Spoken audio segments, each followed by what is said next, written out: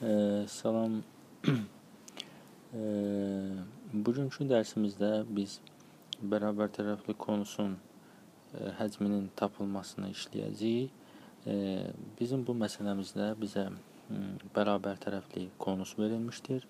Bərabər tərəfli konus dedikdə, yəni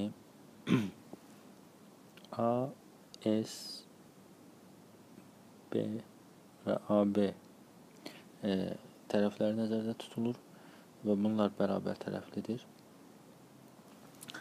S oturacaq verilmişdir. Yəni oturacağın sahəsi verilmişdir. Oturacağın sahəsi nədir? Bildiyiniz kimi dairənin sahəsi. Bu sahə 3 pi cm kvadratdır. Gəlin bu məsələni həll edək. Deməli belə, əvvəlcə biz oturacağın sahəsi bizə məlum olduğu üçün bunun üzərindən biz hərəkətimizi başlayırıq. Deməli belə, bildiyiniz kimi dairənin sahəsi nəyə bərabərdir? Pi r kvadrat. Pi r kvadrat bərabərdir 3 pi. Düzdür? Buradan göründüyü kimi pi'lər ixtisar olunur. R kvadrat bərabərdir 3. R bərabərdir kök altı 3.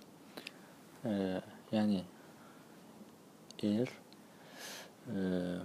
yəni bizim R bu kök altı 3'dür. Kök altı 3 yazaraq. Bəli, kök altı 3. Bildiyiniz kimi bərabər tərəfli üçbucağın bütün bucaqları neçə dərəcədir? 60 dərəcə.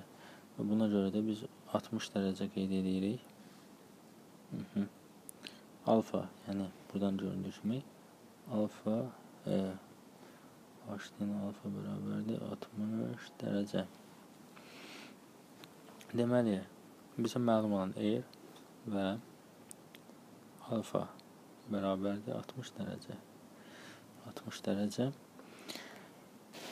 Artıq bildiyiniz kimi biz hündürlük haqqında məlumatımız oldu. Yəni hündürlük haqqında bildiyiniz kimi hündürlük budur.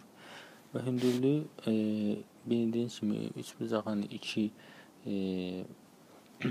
göstəricisi məlum olduqda, bunlar ya tərəf ya bucaq olduqda hər hansı üçüncü məhsulu tapmaq mümkündür. Biz H bərabərdir R tangens alfa düsturu ilə bunu tapacağıq. Tangens 60 dərəcə neçə edir?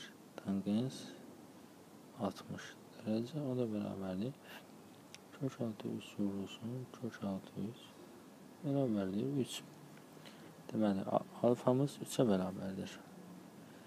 H bərabərdir 3. Artıq məlumdur. 3'ə bərabər olduğu üçün gəlin burada həcmin düsturunda yazaq. V bərabərdir nəyə? 3'də 1 vur S oturacaq vur hündürlük.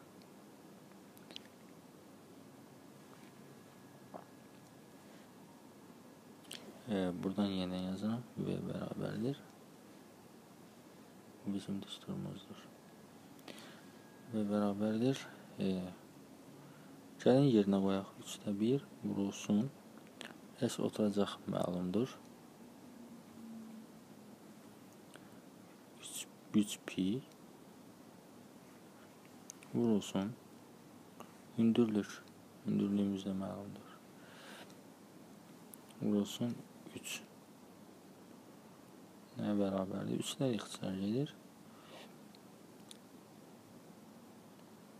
Deməli, bizim cavab 3 pi santimetr kub olacaq. Budur, cavabımız hazırdır. Diqqətinizə görə sağ olun.